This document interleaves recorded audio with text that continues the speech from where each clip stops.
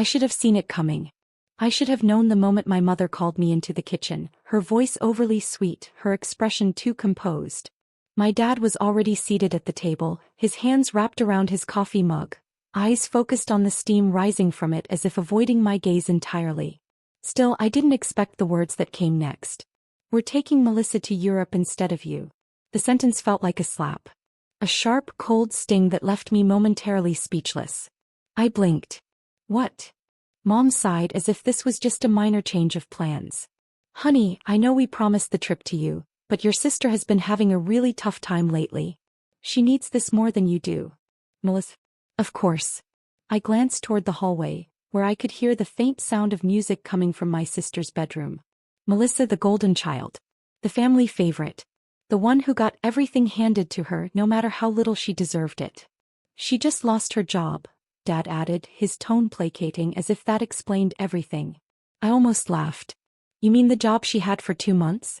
The one she showed up late to every day?" Mom's lips pressed into a thin line. "Emma, that's not the point. She's been struggling, and as her family we need to be there for her." I gripped the edge of the table, my knuckles turning white. "I've been waiting for this trip for years. I saved money. I planned for it. And you promised me, you swore, that we would go as a family after I graduated." Mom waved a hand dismissively. "Plans change. Plans change." That was all she had to say about it. Not an apology. Not even the slightest bit of regret. Just a casual, thoughtless statement that shattered everything I had been looking forward to. I turned to Dad, hoping, praying that he would step in, that he would tell Mom she was being unreasonable. But he only sighed again, rubbing his temples like this whole conversation was exhausting him. "Emma, we'll do something special for you another time," he said, already looking away. "But right now Melissa needs this." I felt something burn in my chest. Anger, betrayal, the bitter taste of being cast aside once again. Melissa needed this. Melissa needed my dream. Melissa, who never worked for anything, who never planned, never saved, never took responsibility for anything in her life. I wanted to scream. Instead, I took a slow breath, forcing my voice to stay steady. "When are you leaving?" Mom hesitated, then glanced at the calendar. "Next week." Next week. They had already bought the tickets. They had already planned the whole thing without telling me. This wasn't a last-minute decision. This was deliberate. I stood up so quickly that my chair scraped against the floor. "I hope you all have a great time," I said, my voice unnervingly calm. Mom opened her mouth to say something else, but I was already walking away, heading toward my room. I closed the door behind me, gripping the doorknob so tightly my fingers ached. They thought they had won. They thought I would just accept this, that I would cry for a few days and move on, that I would do what I always did. Be the good daughter, the understanding one, the responsible one. But this time they were wrong. Because I wasn't going to forget. And I wasn't going to forgive. I was going to make sure they regretted every single second of that trip.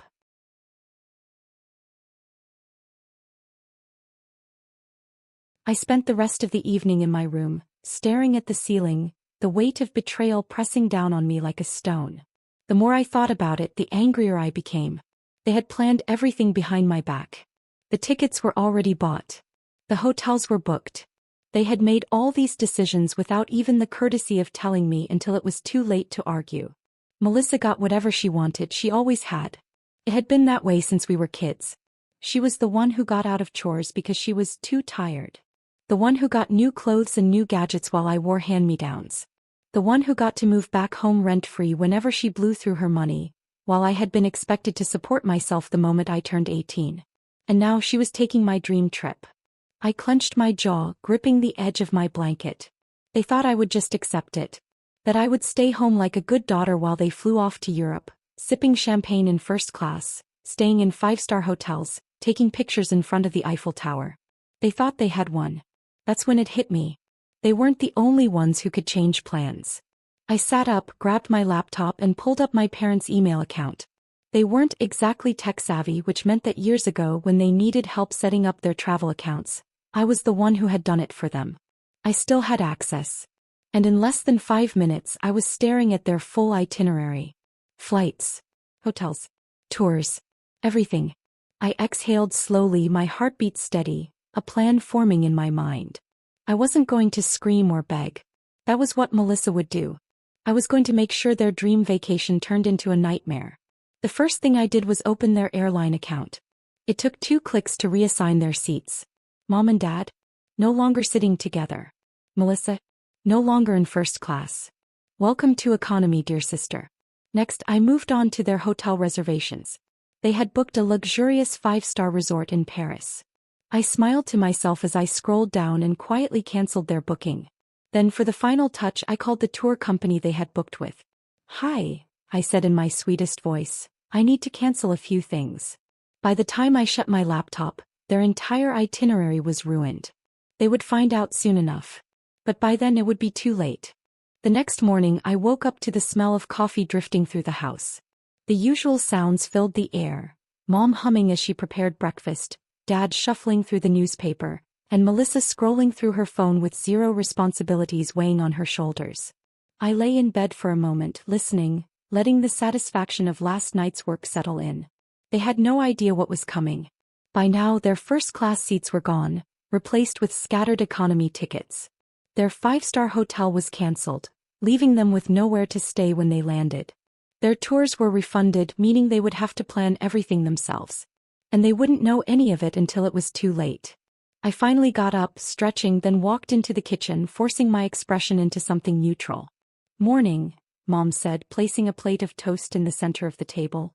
She sounded so casual, as if nothing had happened, as if she hadn't ripped away my dream trip and handed it to Melissa. I slid into my usual seat, reaching for the orange juice. Morning, I said just as casually. Melissa didn't even look up from her phone. What time are we leaving for the airport next week? She asked, scrolling mindlessly. Dad checked his watch. Flight is at 7 in the evening, so we'll leave around 4. Melissa hummed, tapping something on her screen. First-class check-in is separate, right? I sipped my juice, hiding my smirk behind the glass. Mom nodded. Yes, we'll get priority boarding, early access to the lounge. She stopped when her phone buzzed on the counter. She grabbed it, unlocking the screen, and a frown immediately formed on her face. That's strange. What? Dad asked, flipping another page of the newspaper. She was silent for a moment, scrolling. Then she shook her head. It's probably just a glitch. I took a bite of toast, watching her from the corner of my eye. The first crack. The second came 5 minutes later when she went to her laptop to check the hotel confirmation. At first, her posture was relaxed. Then her body stiffened, her back going rigid. She refreshed the page. Refreshed it again. Then slowly she pulled out her phone and dialed a number. I bit into another piece of toast, pretending to be interested in my phone while she spoke. Yes, hello, I had a reservation under the name Parker for next week. A pause. Her fingers tightened around the phone. No, that's not possible. I have a confirmation email. Silence. Then, what do you mean it was cancelled? I chewed slowly, savoring every moment. Mom turned in her chair to face Dad, her expression now fully panicked. They don't have our reservation. Dad lowered his newspaper. What? They said it was cancelled. She was already typing furiously on her laptop. I don't understand, I never. Another notification pinged on her phone.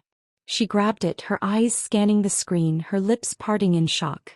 Our flight seats changed.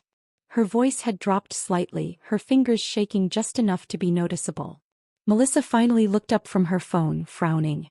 What do you mean? I mean, Mom swallowed, glancing between her laptop and phone, her brain scrambling to process what was happening. Our seats aren't in first class anymore. We're in economy. Melissa's entire face dropped.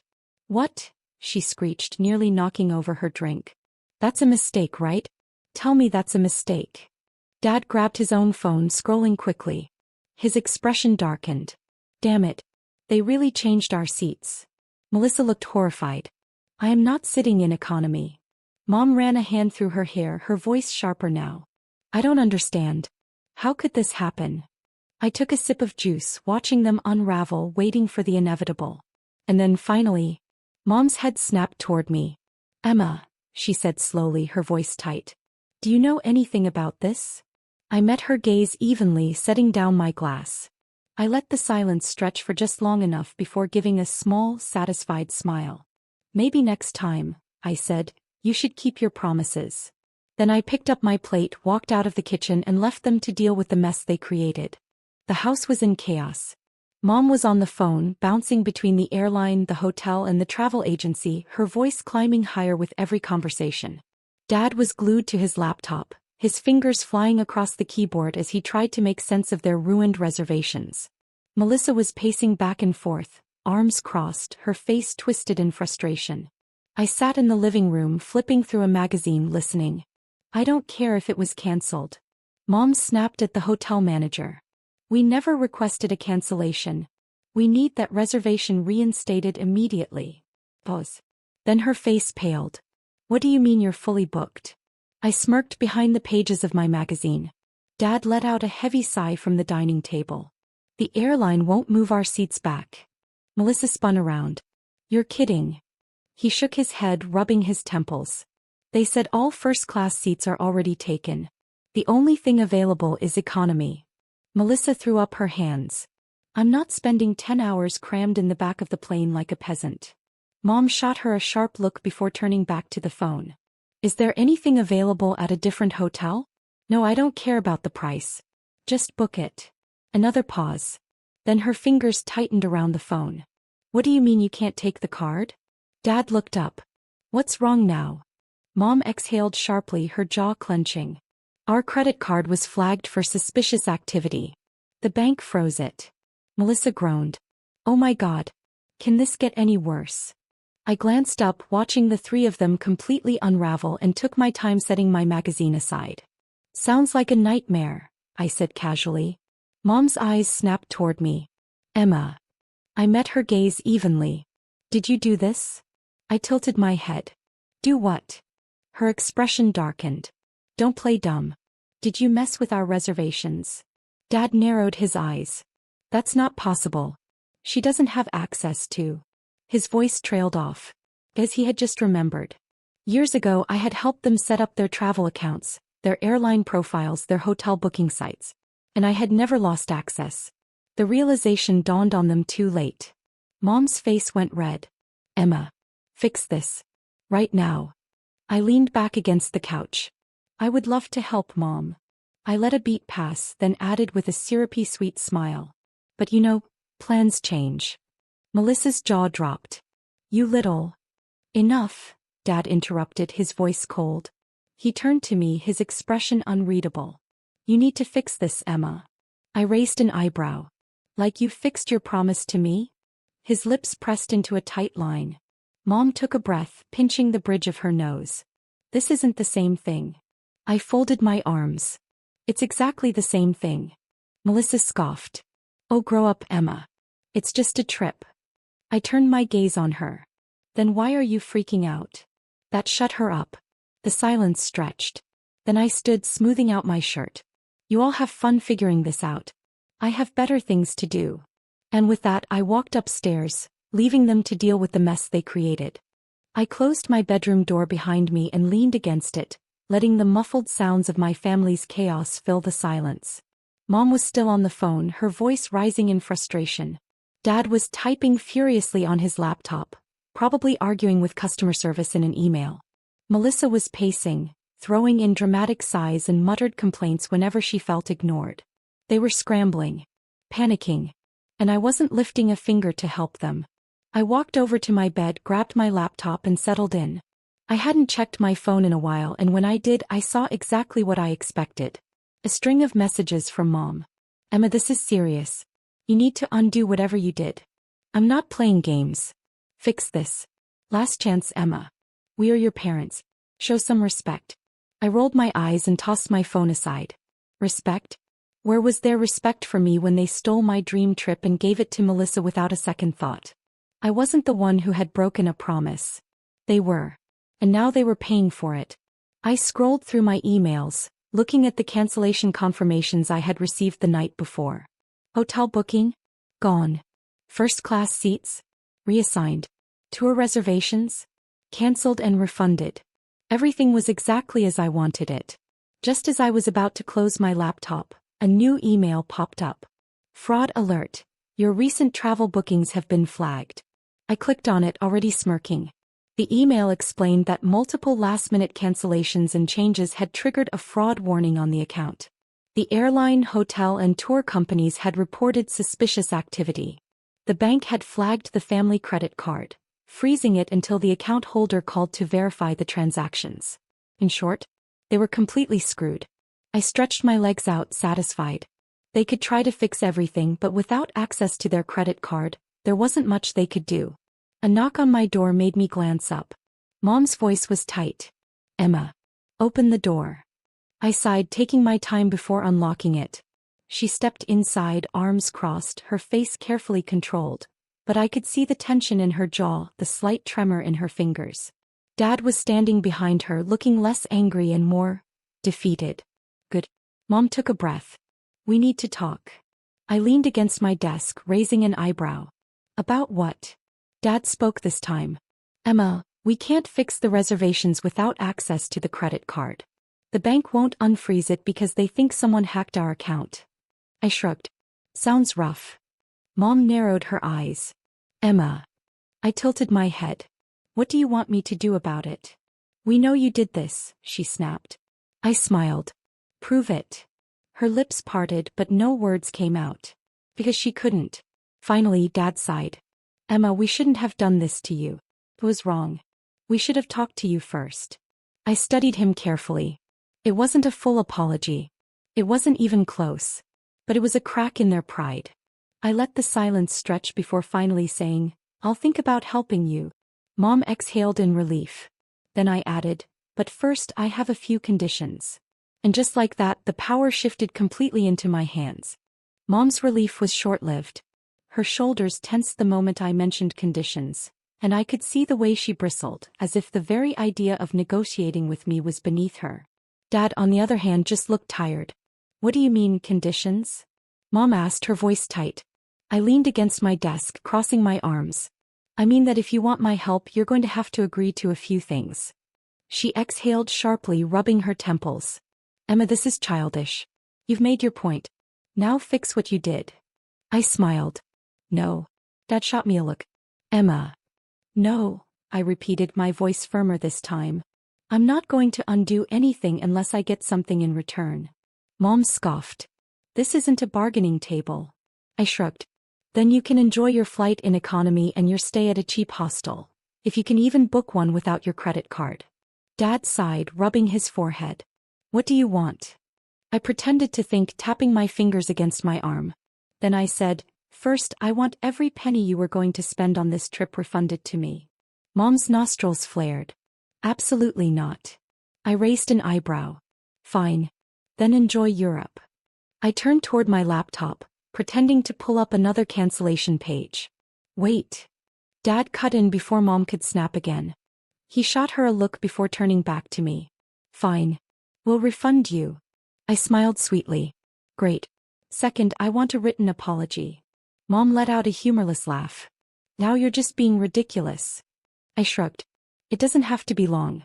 Just a simple email acknowledging that you broke your promise and that I deserved better." Mom looked like she was going to explode. "That is absurd." Dad sighed. "Emma." I met his gaze evenly. "You want me to undo what I did? Those are my conditions. Otherwise, I'm happy to sit back and let you figure this out on your own."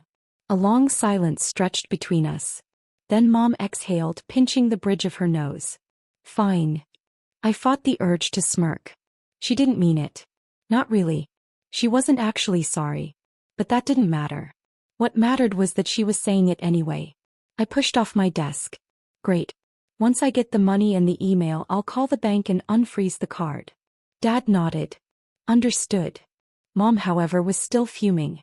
She turned toward me, her eyes sharp. "I hope you feel good about this." I tilted my head. "Not yet." Then I smiled. "But I will." It didn't take long for the money to arrive in my account. By the next morning, I woke up to an email notification confirming the deposit, the exact amount they had planned to spend on their luxurious European vacation, now sitting in my savings. One condition met. Now for the second. I rolled over, grabbing my phone, and refreshed my inbox. No new messages. I wasn't surprised. Mom hated admitting she was wrong. The The idea of writing me an apology, even a fake forced one, was probably making her physically ill. But she had no choice. If she wanted her trip back, she had to play by my rules. I spent the morning leisurely scrolling through travel sites, planning my own dream trip. While downstairs I could hear Mom and Dad murmuring to each other in hushed, tense voices. I didn't have to hear what they were saying to know the topic. Finally, at 11:32 a.m., my phone buzzed with a new email. Subject: an apology. I clicked on it, smirking before I even started reading. Emma, we regret the way things turned out and acknowledge that you were disappointed by our decision. We should have discussed things with you beforehand. We hope that we can all move forward as a family and put this behind us. Mom and Dad. I snorted. So careful with their wording. Not we were wrong. Not we should have honored our promise. Just we regret that you were disappointed. I rolled my eyes. It wasn't an apology. But it didn't matter. I had what I needed.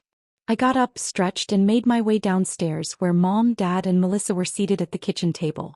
Melissa was glaring at me, arms crossed, while Mom and Dad were clearly waiting for me to speak first. I grabbed a glass of water and leaned against the counter, deliberately taking a slow sip before saying, "Got the money. Got the email." Mom pursed her lips, looking like she had just swallowed something sour. I set my glass down and pulled out my phone, making a show of dialing the bank's number in front of them. When the customer service rep answered, I spoke in a polite, cheerful voice. "Hi, I need to verify some recent transactions on my parents' account. There was a fraud alert, but I can confirm that the activity was authorized." It took less than 5 minutes for the bank to lift the freeze. I ended the call, slipped my phone back into my pocket and looked at them with a bright, satisfied smile. "There," I said. "Now you can rebook everything." "You're welcome." Dad let out a breath, nodding. "Thank you, Emma." Mom muttered something under her breath that sounded vaguely like, "I hope you're happy." "Melissa?" She was still glaring daggers at me.